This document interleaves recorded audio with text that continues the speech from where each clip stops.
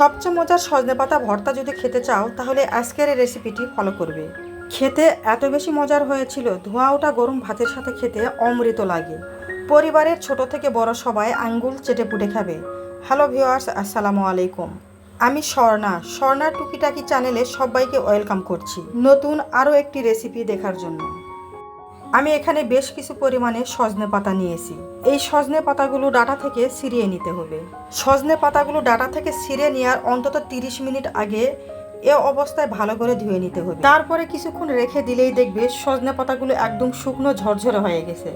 তখন সজনে পাতার ডাঁটা থেকে সজনে পাতাগুলো ছাড়িয়ে নিতে হবে। আমি সবগুলো সজনে পাতা ডাঁটা থেকে ছাড়িয়ে নিয়েছি। এবার চুলায় একটা কড়াই বসিয়ে দিয়ে বেশ পরিমাণে সয়াবিনের তেল দিয়ে তেলগুলো হাই হিটে গরম করে নিতে হবে। এরপরে এখানে দিতে হবে সজনে পাতা। বেশ কিছুক্ষণ নেড়েচেড়ে পাতাগুলো মুচমুচে করে ভেজে নিতে হবে।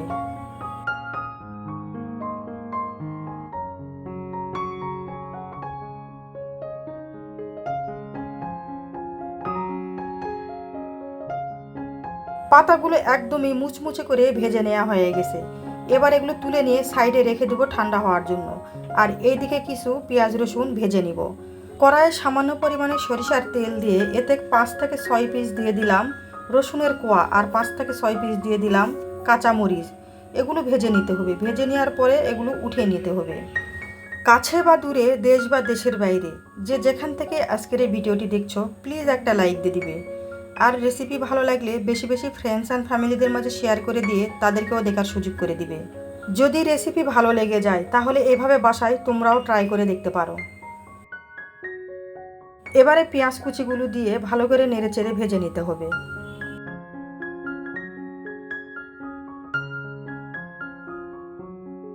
পেঁয়াজ কুচিগুলো যখনই ভেজে নিয়ে প্রায় শেষের দিকে হয়ে যাবে, অর্থাৎ 10 থেকে 15 সেকেন্ডের আগে এখানে দিয়ে দিব হাফ চা চামচ কালো জিরা।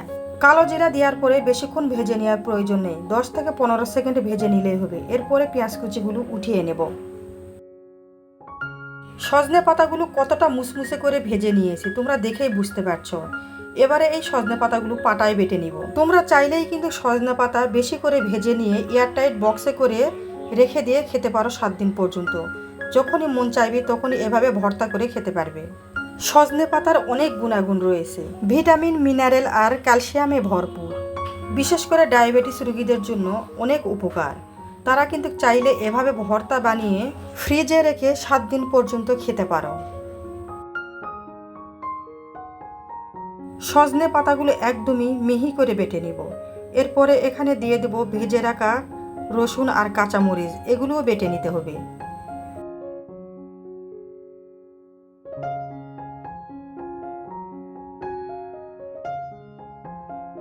এগুলো সব যখন ভালোভাবে বেটে নেওয়া হয়ে যাবে তখন এখানে পেঁয়াজ কুচি দিয়ে আবারও ভালো করে বেটে নেব।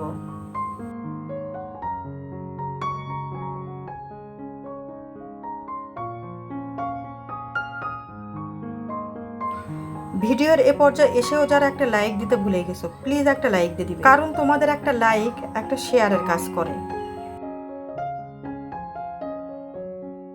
এবার সবগুলো এক জায়গায় করে নিয়ে ভালো করে মিক্সড করে নিতে হবে। এখানে আর তেমন কোনো উপকরণ দেওয়ার প্রয়োজন নেই।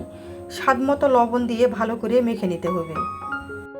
এখানে আর কোনো রকম তেল ব্যবহার করার প্রয়োজন নেই।